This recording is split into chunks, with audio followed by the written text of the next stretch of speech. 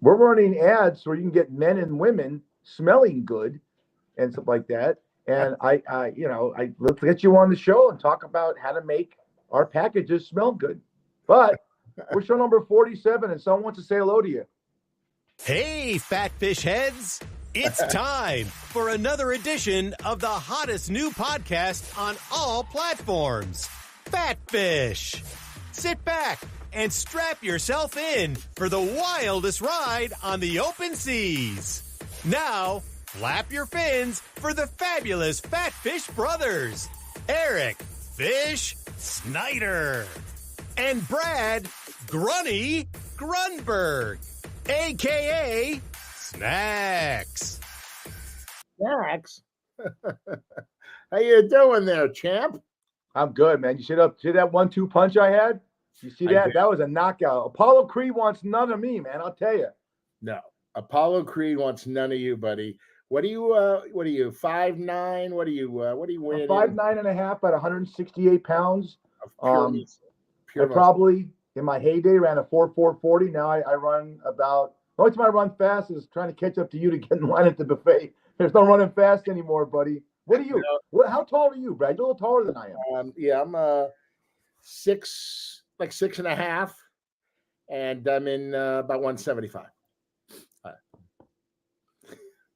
Well, my New Year's resolution was to stop bullshitting, and I lost that about 30 seconds into it.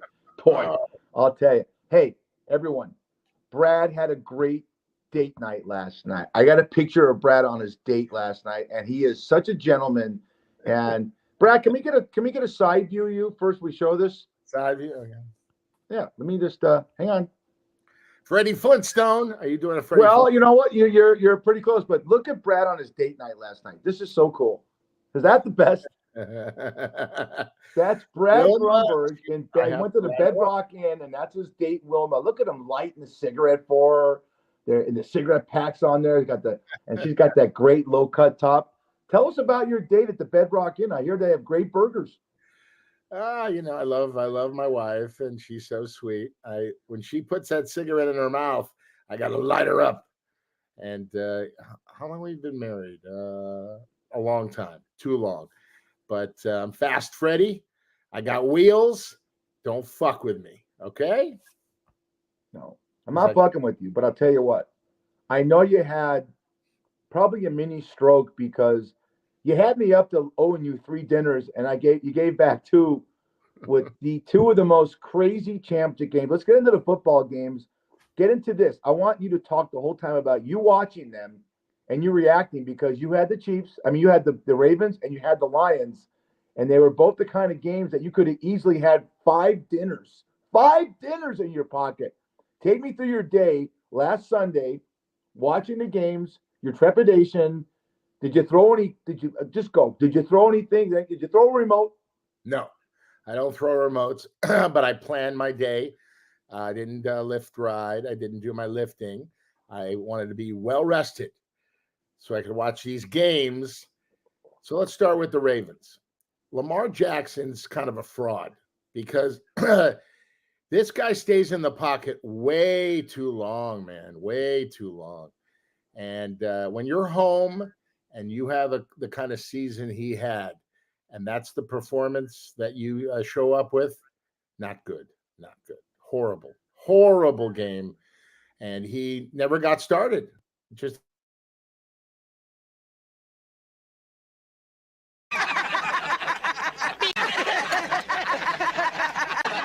Where'd that come from? I have we have technical difficulties because my thumb, everyone, I got an email real quick before you get going. My thumb controls everything. So if the thumb goes 1 millimeter to the left of your technical stuff, you get a meme or something like that. But continue on, Lamar Jackson. Of all, make sure your thumb is not up your ass. Maybe we can. No, that's this one. Yeah, I mean, switch. Ambidextrous. I mean, gee, my knee. Come on, buddy. We've done this is show number 47. I mean, you can get this right. All right, just smell your thumb for me. Smell it, and I'll go. Okay, good. Okay. Oh, does that smell? I better put that Lume ad on. Oh man! All right, go ahead. I talked too much. Lamar Jackson, go on. Lamar Jackson's a fraud. He didn't show up, and at the end they scored, but it was really over. They looked terrible, just awful. And Harbaugh, I mean, come on, man, take a page out of your brother's book. 15-0, baby, national champs. So he blew it. And then the second game, you're up by 17 points on an away game in foreign territory. You're doing great. You can't score in the second half.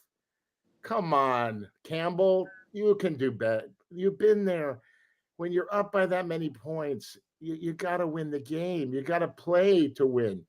It was like all of a sudden they shut it down. It was unbelievable. Perfect first half. And then I don't know what happened in the locker room. I mean, maybe I was in there with my double doubles. I don't know what the fuck was going on. Just everybody and then these digs. Oh, I'm injured. Buddy, suck it up. You're going to the Super Bowl, you asshole. I mean, dropping balls right and left, just horrible. Jared Goff, he played great. I mean, he hit these guys right in the fucking numbers. And these assholes dropped the ball over and over. Diggs should be released immediately if he hasn't already. Unbelievable. Detroit has waited what, decades, centuries to get to this point, and that's what they did. Terrible. In this medium, you're not supposed to correct because it makes you look bad. But Stephon Diggs plays for the Buffalo Bills, who that's right. We're golfing.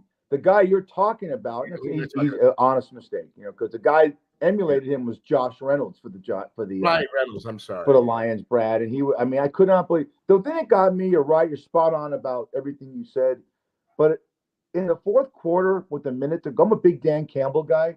Yeah, you don't run the ball on third down. You keep your timeouts.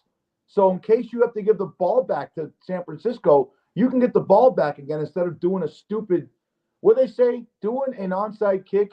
What is it, 2 out of 44 this year?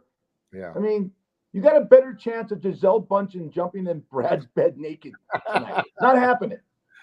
I don't know. Let me ask you this. I mean, he's Mr. Fourth down. He probably the one coach that calls, let's go on fourth down. 4th and 3, let's go. But he should have kicked that field goal. He should have. It would have made it a 3-score game, right? Yeah, I can't. You know what? I go the other way. Yeah. I go that Detroit had a fabulous season. Cam Newton came out, the great quarterback of the Carolina Panthers, has since retired, and said that Brock pissed me off. He said on all the national shows you watch in the morning, from Stephen A. Smith, the other ones that you and I watch, that Brock Purdy's not a top 10 player on his own team. What the fuck is he watching? Brock Purdy you watch it. How many third down conversions did he have running the ball with his own feet, Brad? He made some great passes. So these sore losers, Detroit fans, guess what? You lost. You had a good season. Yeah. Go play golf. Cam Newton had so many opportunities to go to the Super Bowl. He blew it. He's just bitter and angry. Fuck him. No, Purdy's unbelievable. Purdy is going to be the X factor in the Super Bowl. I'm telling you, he is unbelievable. Wow. I mean, how can he? So let's get to the Super Bowl. Let's get to it. We're not going to make our predictions until we do Fat Fish 48 next Monday. Stupid to do it now, unless you want to go on a limb and say it right now. I'd rather wait. What about you? I'll wait. Yeah, let's wait. Okay. So one thing being a Raider fan, and I know a lot of Raiders in their organization watch this, so I speak to them and I speak for Brad. The two teams Raider fans hate the most are the Kansas City Chiefs and the San Francisco 49ers because of the rivalry in the Bay Area for 50 years between Oakland and San Francisco. It's the same as the Dodgers, Giants, and the Golden State and the Lakers, that being said. So I found this meme, and I want you to read it. And it goes back, if you have to see the movie, listeners, Casino, when Joe Pesci is forced to watch his brother get beat to shit to death with a baseball bat. Check out this meme, Brad. Read it. Raider fans watching 49ers and Chiefs get painted on their end zones. Oh my goodness, that's great. Look at that. Is that crazy or what, man? Oh my God, that's how we feel. Now, I got a couple other memes all related to football. I want you to say, This is recent. This is not Photoshop. Actually, I'm going to show you a picture of Tom Brady and Patrick Mahomes. First Brady, which is recent, and then Mahomes in the locker room after the Baltimore Ravens. And I want you to look at Brad's face when he sees these memes, if he can. If it gives him up, he can sneak in like that. Because it'll make Brad feel better about the way he perceives his life and his physique. Look at Brady first. Oh, nice. Look at that, huh? A little meat on the bone. I like that. Yeah. Look at that midriff, huh? Look at that. Now, this is Mahomes. Mahomes is to me, Brad. There's Mahomes, and then there's the rest of the NFL as far as quarterbacks go. Look at this little midriff. All right. He's still great. Who cares? Still great.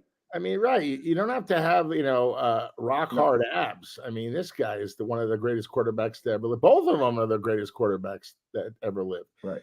And okay, they had a couple of like that? I love it. This is I want you to read this for our listening audience. And obviously Patrick Mahomes is I would say about in the second trimester right there. And he's getting ready to probably have Travis Kelce and Taylor Swift's baby, but that's another story.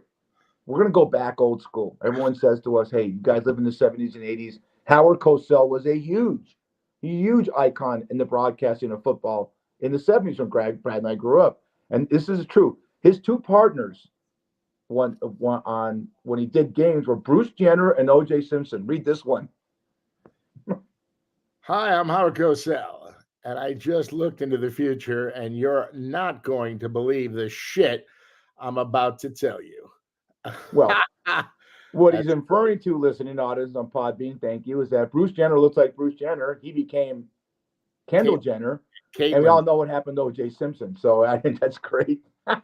Oh, man, that's a great toupee Howard has on there. Oh, he did. Those guys made me feel a lot better about my physique. Let me tell you that. Thank you so much for doing that. And then finally, our Super Bowl, before we get to the Super Bowl for next week, check this one out. The 49ers versus that's Chucky. That's Taylor Swift. That's great. I'm a Swiftie fan. I mean, I think, we'll get to the predictions next week.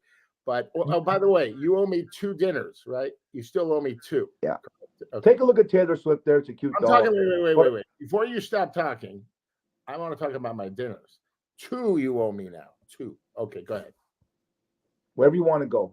It could be in where I'll do one here, and I'll come see. I'm going to come to LA in the next couple of months. We'll do one in LA. Okay. You choose a joint. Yeah. I buy. We come here. Okay. We do Popeyes or Chick-fil-A.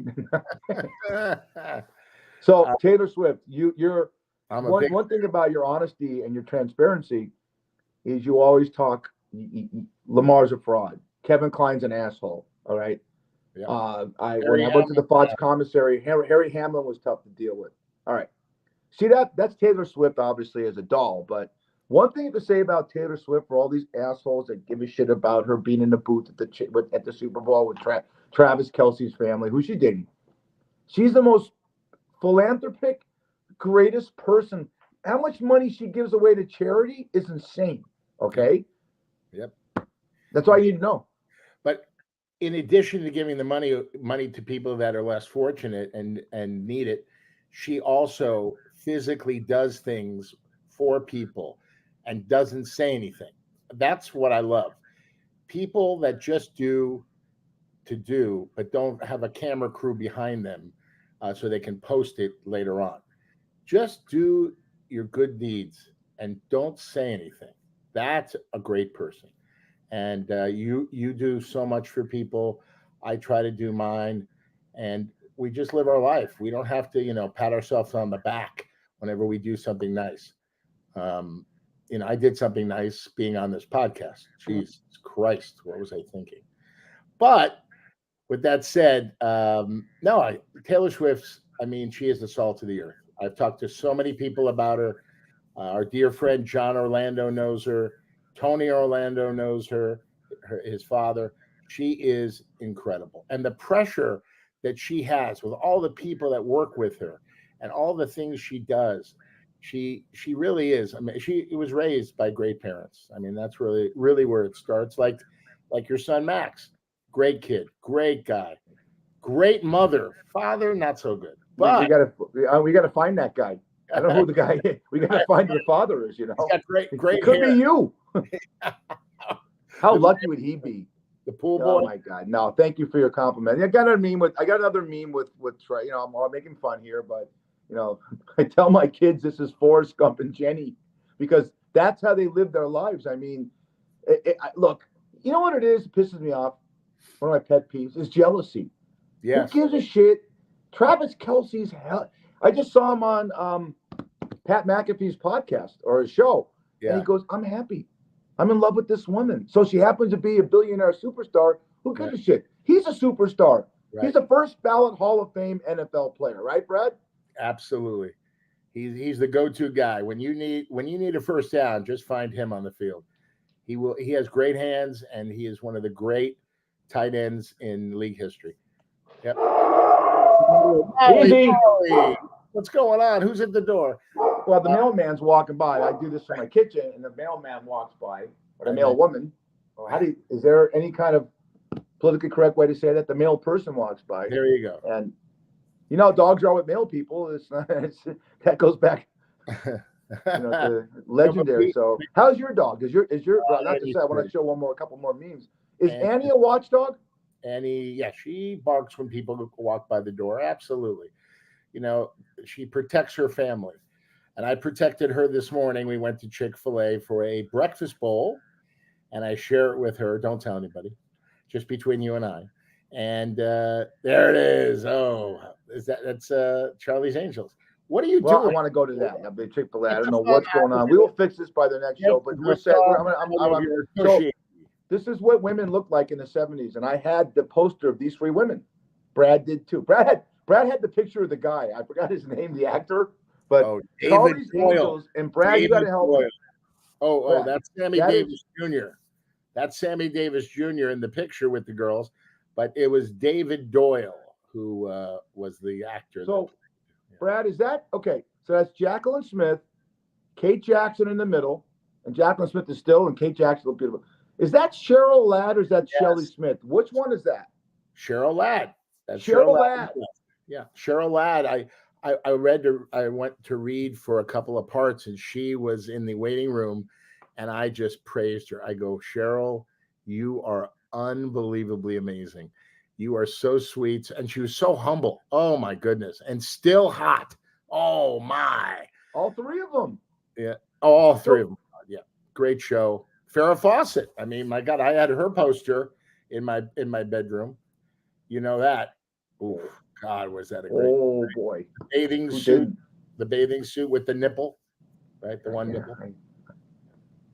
I'm gonna I still have it somewhere. I have to go in my attic. I rolled that thing up next to a Raider pennant I had in my room, and I had that long poster of, if you looked at Mark Wahlberg's room in Boogie Nights, that was my room. I like Al Pacino and Al Pacino and The Godfather, John Travolta, Saturday Night Fever, Farrah Fawcett, and football pennants. Like, I'm curious, what does your room look like in 1974, Vibe? Same thing, right? Burger King, Ronald's poster. Ronald, my hero is Ronald McDonald. He's my hero. He's my personal hero.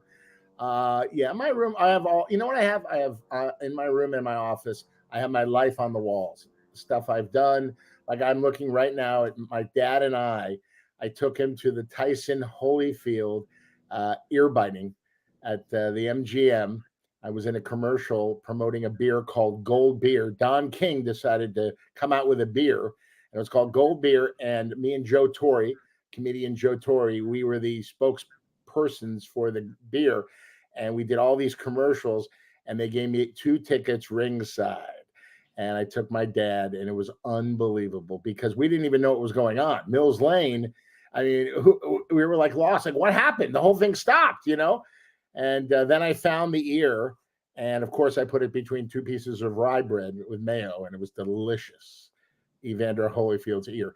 But I have my life on the walls. I got my University of Arizona pendant there. One day I'll show you what I got on the wall. I'm so blessed. I've had the most blessed life. I'm living my dream, not right now, but I'm living my dream, being an actor. And right in the middle, I have my bar mitzvah picture, 3-piece Pierre Cardin suit from Saks Fifth Avenue. Oh man, God, the three-piece. Pierre Cardin suit. Oh God. Were you well, I'm more interested in you in the 70s and 80s. Were you a Brute by Fabergé, an Aramis man, or were you high karate? Oh, high karate all the way. High karate, man. It smelled good, and the guy doing that karate kick, on the box. Oh man, come on. Can't get better than high karate. I tell girls, I said, I know I'm going to pick you up. We're going to have a great time. If you can't see me, you can smell me. I'll be wearing high karate, baby. Well, I don't know about you, but me, I've always had a nice little mane. And back in the day, now you have all kinds of, you can go into a Walgreens or a CVS and there's just a whole shelf of gels for your hair. Back when we were kids, right, there was 2 products, Brill Cream, a little dab will do you, right? Right. You there? Yeah, I'm here. I'm just looking at Brill Cream. Remember Vitalis? You think you're gonna think? Yeah. Oh, okay. Oh my God. Yeah. Look behind me. You see all the pictures. I used to take pictures with all the celebrities in the Fox commissary. I was the warm-up guy for Jeff Foxworthy. That's over my shoulder. He was the greatest. He is the greatest. Oh, such a nice guy. So I have my life on the walls. So I smile and I look at this article, that article. I have Savage Steve Holland. You know Savage Steve Holland, the writer, director. He did Better Off Dead and One Crazy Summer. Remember those 2 movies? Sure. Oh, they're so good. John Cusack was in that, and Dan Schneider and Demi Moore was in One Crazy Summer. I met him in the commissary. He is the greatest. He is. I might be doing bringing him out of retirement, trying to find him. I put out a bolo on him, but he is such a nice guy and so talented. Oh my goodness. Savage Steve Holland used to have Super Bowl parties. He knew nothing about sports. Okay, Fish. And he goes, "What's the Super Bowl?" I go, "Let me handle the Super Bowl. You handle the social aspect." We had Eric Karros there. We had every swinging this and that.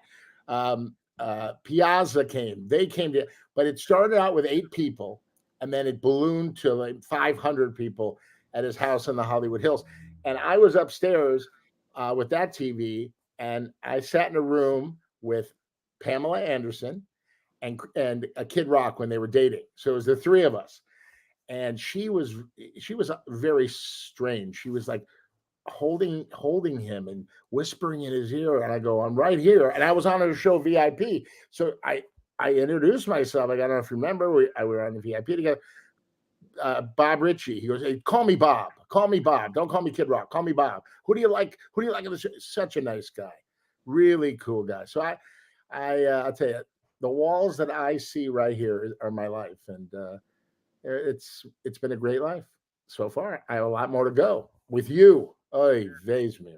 I got to do with you. Look at that Punim. Let's go back. Yeah. Because you mentioned 2 people that I want our listeners to. You meant great. Mills Lane is a famous boxing referee who did this all the time. Let's go. You know? And Eric Karros was a first baseman for the Dodgers for many years. I want to say in the late 90s to the 2000s. And now he's a Fox commentator doing baseball. So Brad hangs out with people that are B-list players because he's a C-list player right now. Like, the acting strike ends and Brad gets an audition to play a blind ventriloquist that holds a parrot cage. How did you pull that one? Did you get the gig? I don't know how I got that role, but Mills Lane is my favorite boxing referee of all time. And what did he always say? "Let's get it on." Get it on. That's right. Let's get it on. You're right. Now let's go. But he's doing with his nose, Yeah. Like, is this guy tooting? What the fuck? Oh, God. Yeah. Judge Mills Lane is tooting. Judge Mills Lane. Doing rails. Yeah, no. So, one more meme. Great referee. Yeah. One more meme. I'm going to get a couple things in with you. And Tara, I love when the people send us the emails, and one is great. They're all great for Brad Grunberg because it's really the Brad Grunberg show. I'm just the talent that looks good. He's a guy that, hey, he's a comedy. But I found a meme that is so apropos to today. We're gonna piss people off, but we don't go either way. We're not woke culture, and we're not, we're not ultra right. Check this one out, buddy. Oh, that's great. Explain it. Read it and explain it. If Star Wars was filmed in 2024, Luke, I am your father. And basically, he's wearing a bondage outfit. Darth Vader is wearing a bondage outfit, and he's got a pretty good rack. I guess 2024 with Me Too and all that, it wouldn't be a guy, it would be a girl in that outfit. Wow. Woo. I like that outfit. That's funny. Where do you find these memes? What do you do all day? I found that one on your wall, the one you're looking straight up at. You have that, that's what you look at. That's what you pray to before you go to sleep, and that is your perfect woman. That is right there. Yeah. Looks like dark. Have a mask on because who knows if she looks. She has to look at you. And then she had, that's a nice spot. And look at those thighs, Brad. And look at that leather going up there. Right. Look at him. Look at him salivating, that fucker. Look at him. No. It's not him. It's her. What are you talking about? How do you know? Could be him. It could be him dressed up like a her and have some falsies. Could be. You don't know that. Yeah. Could be. It could be a trans, which is fine, which is great. I like that. 2024, a trans Darth Vader. Makes sense. Trans Darth Vader. Wow. That's pretty cool. A trans Darth Vader. Yeah. We're going back to get rid of him. Yeah. All right. I want to get into some before we get I got a couple segments of pet peeves and then ask Brad this. Ask Brad this, like I don't count. That is true. I don't. You said let's talk about you texted me and said let's talk about this guy. Because what he means, if it's because of this guy, we're going to show you, and Brad's going to tell you who he is pretty much the reason why we have cell phones and internet and podcasts. Who's that, Brad? Oh, that's the great Steve Jobs. Very sadly, he's no longer with us. He was way ahead of his time. God bless him. And he has said some stuff when he was sick. Now, he had cancer, I think liver cancer, and he went holistic other than conventional. And unfortunately, he lost his life. He had a liver transplant, and then the cancer came back. But man, what he did for us! And I saw this meme, which he was explaining life. What is life? Is life money? Is life houses and cars and bullshit? Your health is your wealth. We've talked about it. That's the most important thing. But kids today in their 20s and 30s don't think about their health. It's like when you start getting into your 40s and your 50s and things start happening, that's when you go, wow, yeah, my health is the most important thing. But really being happy. I live my life, like I've said on other shows, positivity and love. Anything else, EXIT, you're out of my life. And there's no repairing that, because at our age, people are not going to change, right? I mean, when people, I'm sorry, I'll never do that again. Oh, yes, you will. I mean, come on. You're going to do it. No, I disagree with you. Yeah. I probably have the most, one thing you could ask anyone in my family, ask my brother-in-law, Dave Panatti, who's a brother to me. Mm-hmm. I have an open mind. I do.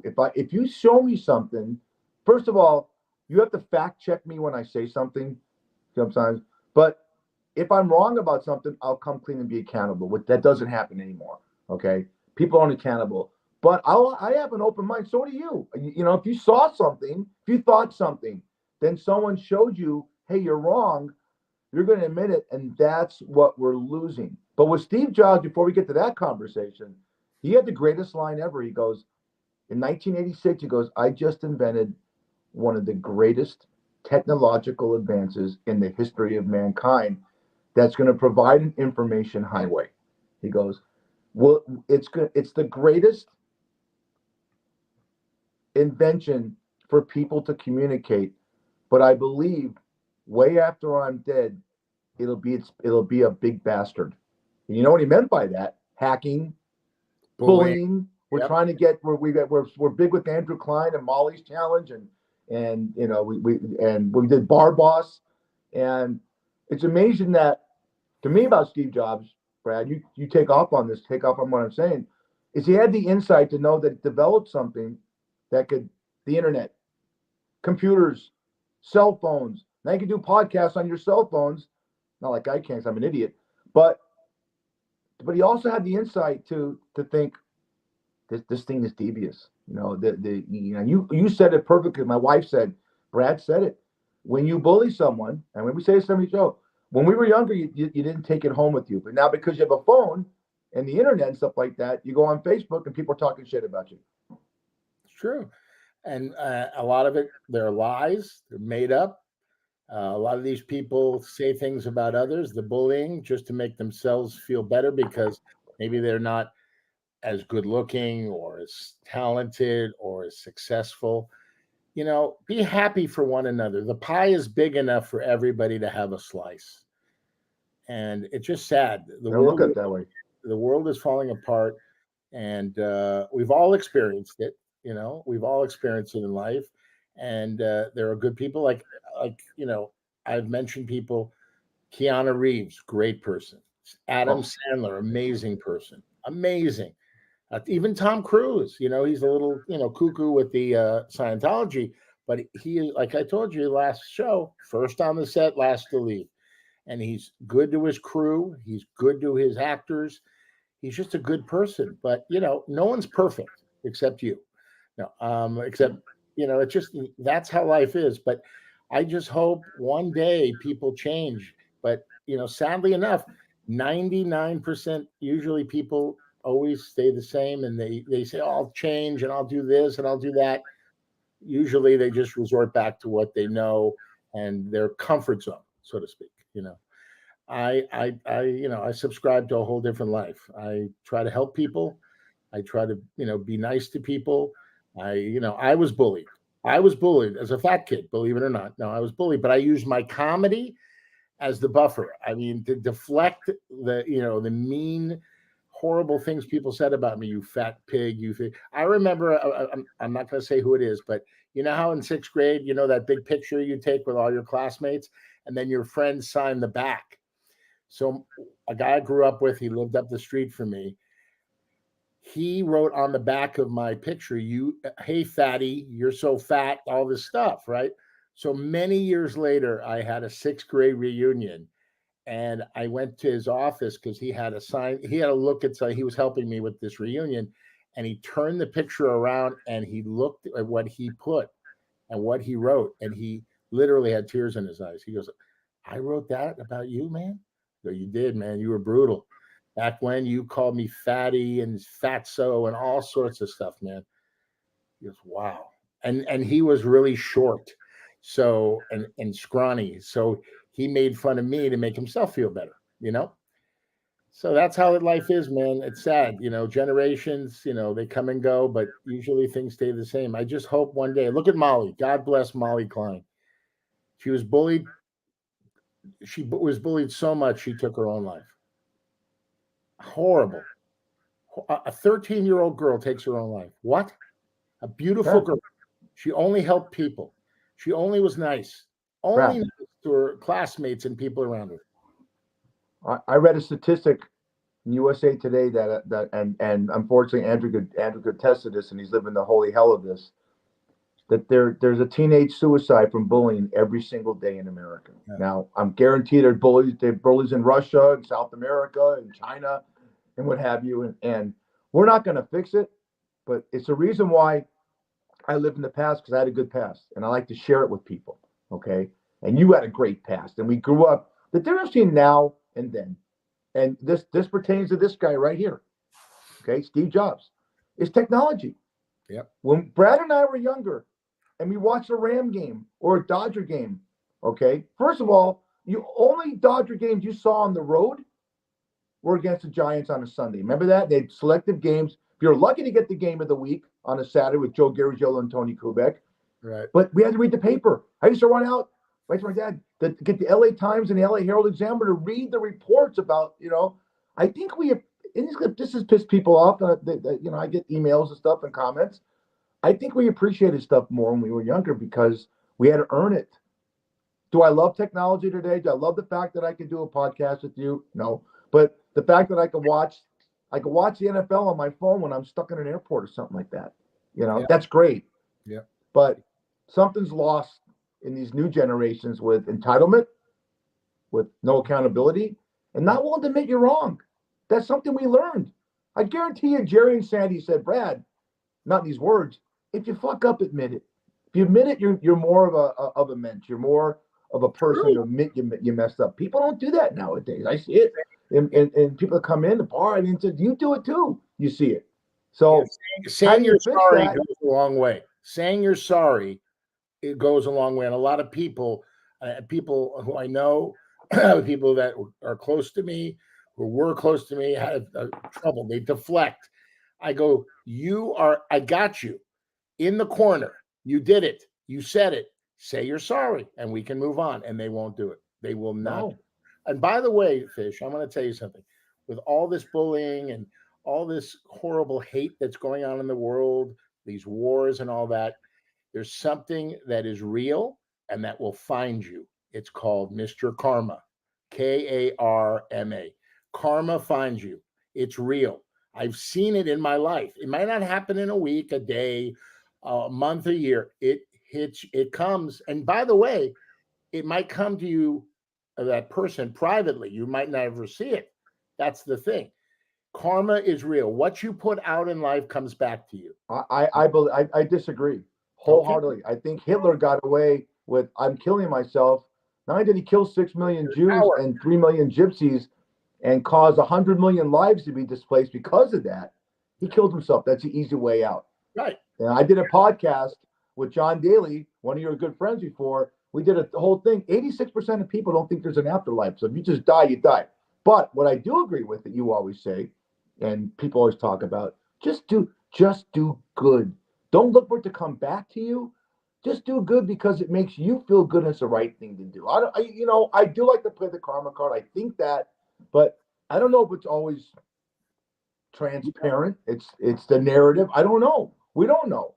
We go by what goes by science. But I do know this, to segue. Let me get this guy's name. Jeff Chernon from Scottsdale, Arizona said, Brad likes to eat. ... So do I. I'm a big wings eater, and I'm your guys' age. I'm in my low 60s.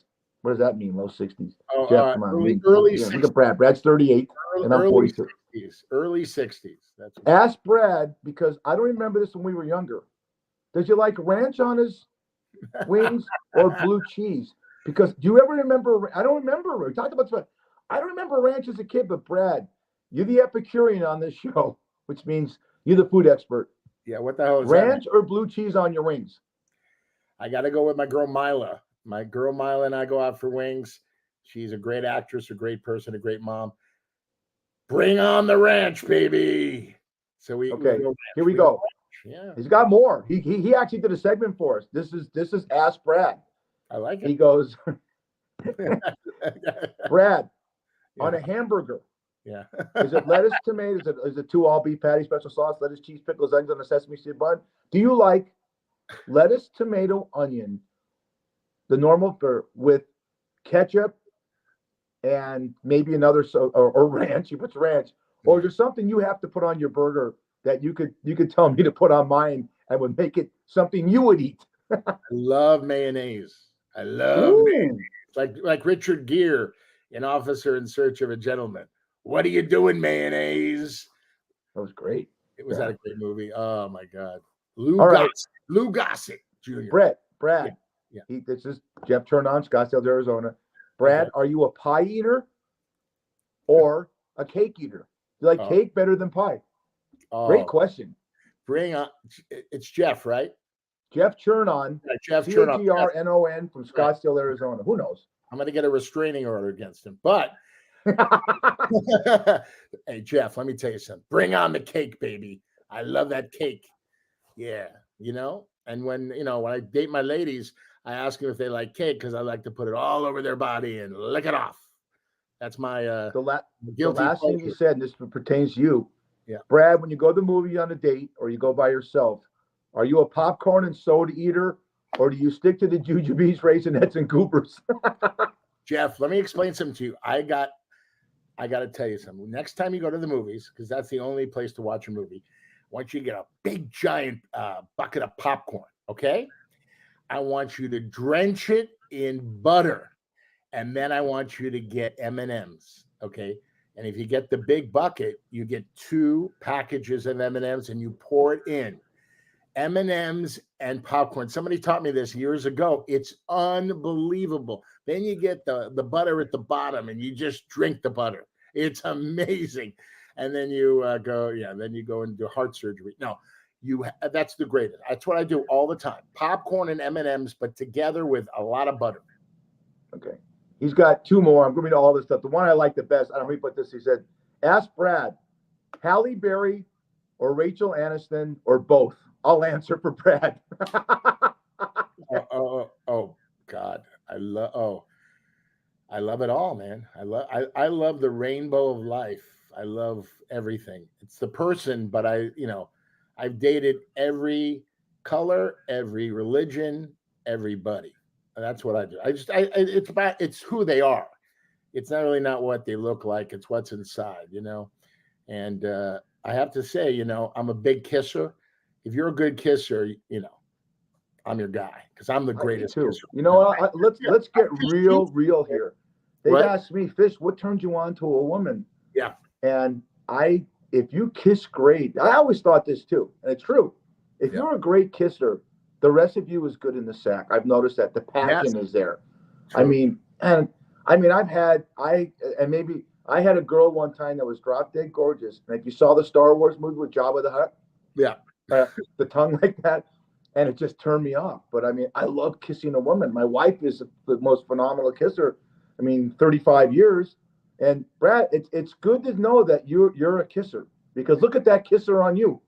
Well, that's one thing. Remember in Pretty Woman, Richard Gere asked Julia Roberts to kiss him, and she said no, because girls keep that back. They, hookers, strippers, they do not kiss because they keep that for themselves for that special person.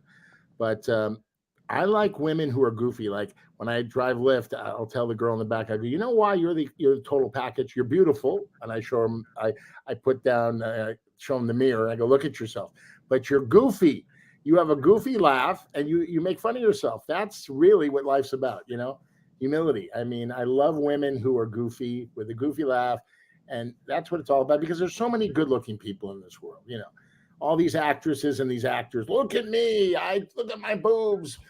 Guy, look at my abs. Look how great looking I am. I go, yeah, you're in LA now, buddy or miss. This is where all the beautiful people come.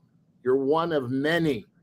So you got to distinguish yourself and you got to, you got to step out being something else other than what's here. And I think personality is big. A lot of these girls and guys, they have no game, zero game, right?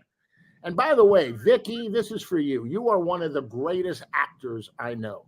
I know you probably never acted.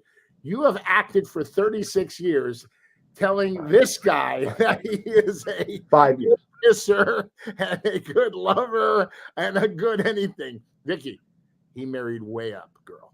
Way up. Okay? You said yes to a great guy. So we eloped.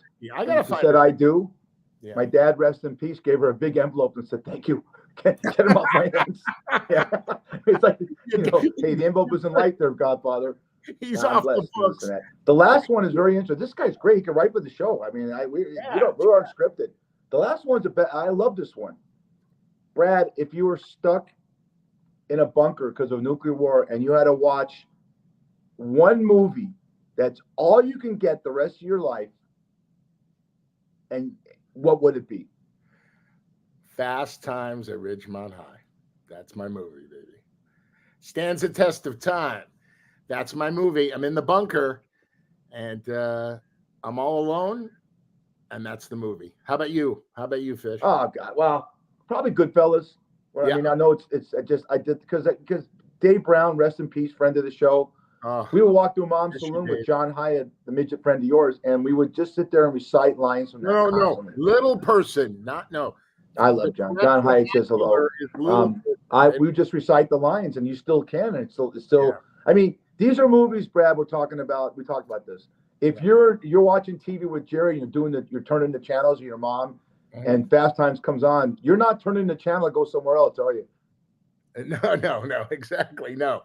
You're right. What's your favorite scene for our listeners, and because it's an iconic 1982 film, and Brad, the one time I ever acted, Brad did a pilot for Fox, and he put me in a remake of the All American Burger scene with Judge Reinhold and Sean Penn. Go watch the movie. What's your favorite scene in that movie? And I'll give you mine in Goodfellas.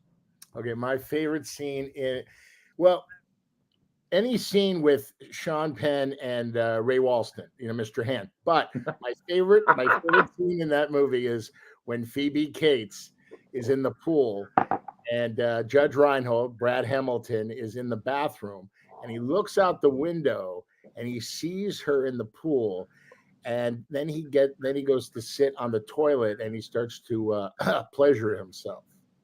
And then, of course, she gets out of the pool and he's dreaming about her. And she says, "Hi, Brad. You know how cute I always thought you were." Now, I think she's talking to me. Okay. That's why I love the scene. And then, of course, she gets some water in her ear, goes in the house, and he forgot. And Judge Reinhold, Brad Hamilton, forgot to lock the bathroom door. She walks in and she finds him jerking off, which is fantastic. Was wonderful. That was an 80s movie, and they're showing that because that's real.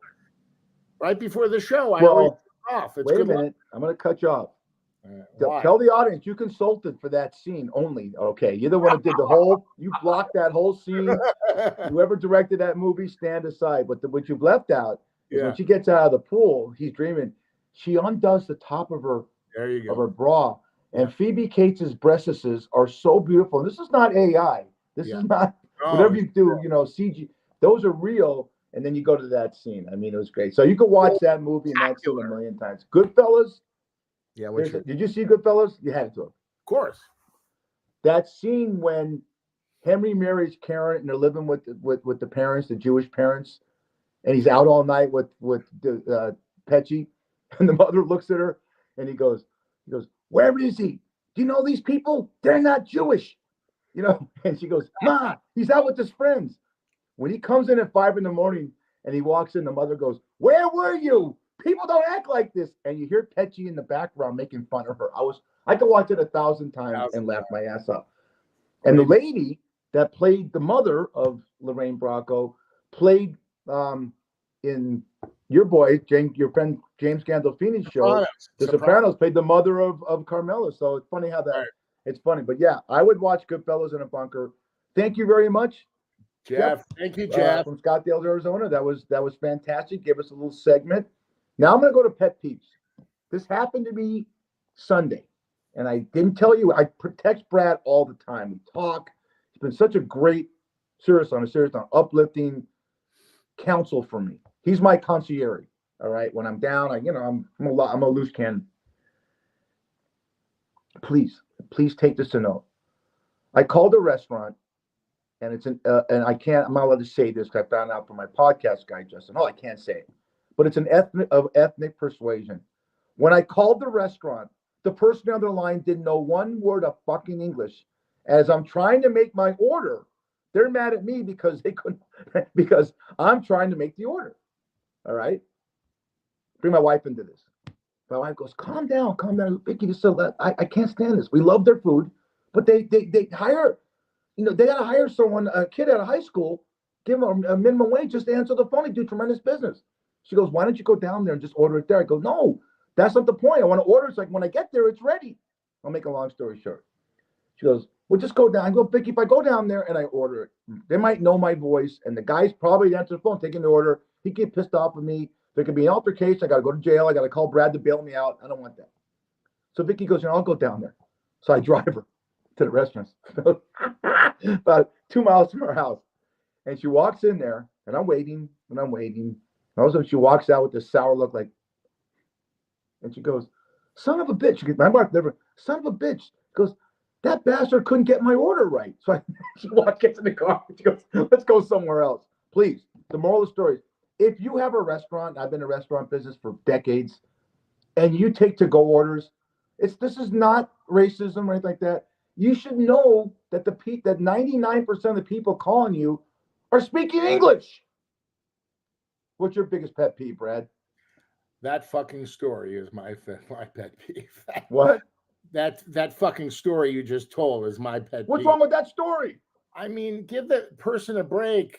Oh, okay, they don't speak English. They don't speak it well. Brad, I understand what you're saying. Stop right there. You're going to own a restaurant one day and a bar called Johnny Cocktails, and they're going to have lizard sliders, and you're going to get to go orders out of cahoots. And I could see your fat ass walking through and listening to a guy just overlooking the operations and hearing the person on the phone and saying, "Well, what are you doing? You're costing me money." Guarantee you, that person is costing them money. All right. You're the restaurant guy. All right.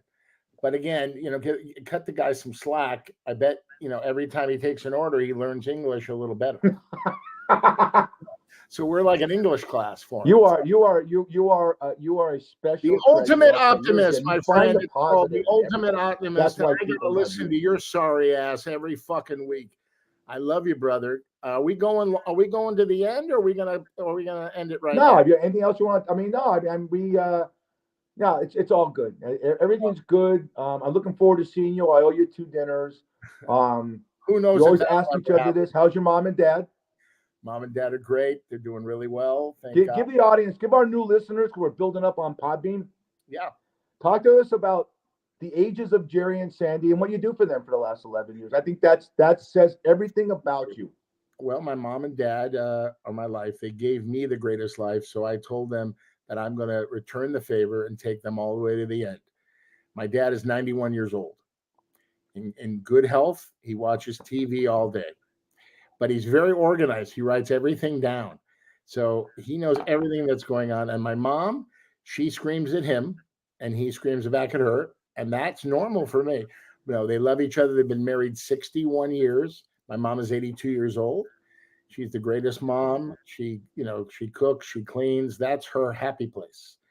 And then she, tells me I got to find a wife, I got to get a life, and all that stuff. But I'm blessed because I still have my parents. I thank God every day that I do, and they're my life. And my dog Annie, who's 11 years old, 77 to you and me. She is my best friend, and I do everything with her. I take her everywhere when I can, when I'm not working, and that's my life. And your life's about to get a lot better in 2024 because we're in February. Podcast co-host. What? No, forget the podcast. But you're going to start acting.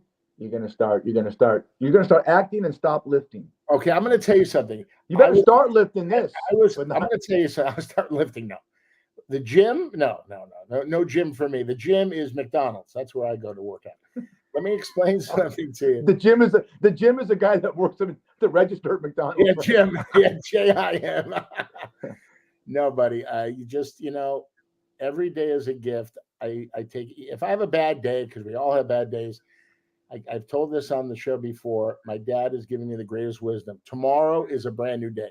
Tomorrow, clean slate.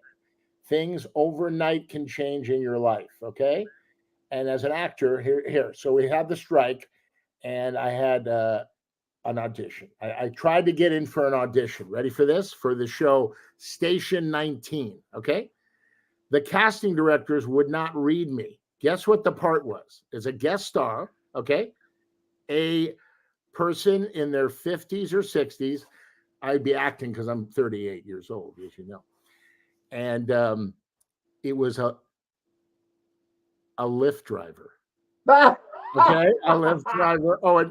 Oh, gregarious, overweight, and funny and caring or whatever. Couldn't get in.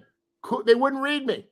Can you imagine? This is the business. And I was just on Curb Your Enthusiasm, one of the number one shows on HBO for 20 years, the number one show in the world. Because, I'm going to tell you, Larry David's Jewish, but there's more people that watch it that are not Jewish than Jewish. That's the thing. Everybody thinks, oh, he's Jewish. It's only for the Jewish crowd. No, I talk to people on a daily basis. They watch the show. They love him because Larry David says what we're all thinking, but they don't have the guts to say it. Larry David says it. You remember, you've been on the show. Well, I just want to say one thing. This Sunday, February 4th, the last season of Curb Your Enthusiasm, show number 1, season 12. Everybody get HBO. Get it for a month for free if you don't have it, because it's going to be the greatest ending to a series ever. I'll tell you how eclectic that guy is and how controversial and how great he is as a writer. They had an episode, was it last year or the year before, where he goes to the Holocaust Museum and he steps in dog shit, and there's all the shoes of the Jews that were killed in one thing, and he pulls a pair out and steals them to wear. And you know, could you imagine? I mean, he does stuff that is so controversial, but it's you know what he does the most when you want to be a writer or an actor? Everything he does circles around. You can do something in the first 5 minutes and you see it, how it circles around to the ending, and it becomes, you know, sort of a closure. It's phenomenal. Hey, I want to close our show. In the comedy world, I'm in a great frame. I want to close my show on our show. Isn't that on always something funny. Talk to yourself all day long. Okay. Yeah, but we're talking about you right now. Oh. This is something I got to show. I've showed it 3 times on our podcast, 47 shows, but it's so comical and so funny to me. Brad did a commercial, and you just got to watch it. We have new viewers all the time.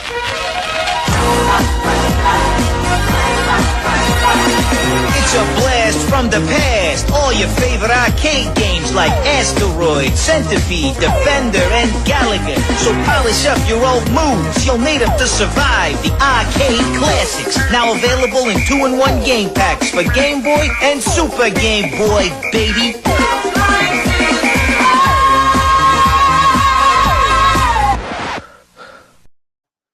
I love that commercial. I love it. It's so great. It was so for Nintendo back in the day. 2 days of dancing on that floor, man. And I could move. Unbelievable, man. You know what? That you did that. Yeah, I looked at your midriff and I said, Patrick Mahomes and Tom Brady's got nothing on my boy Brad Grunberg. A lot of fun, man. Like I told you, I've had a great life. I have a lot more living to do. I want to touch some more lives. And you know, we're touching lives with this podcast. You know that? And it's so much fun, buddy. Another show in the books, number 47. Next week, we'll have our Super Bowl predictions. And as I always say, sir, Dave Linden, take us home. You've been listening to the Fat Fish Podcast, heard on all your favorite platforms. Until next time.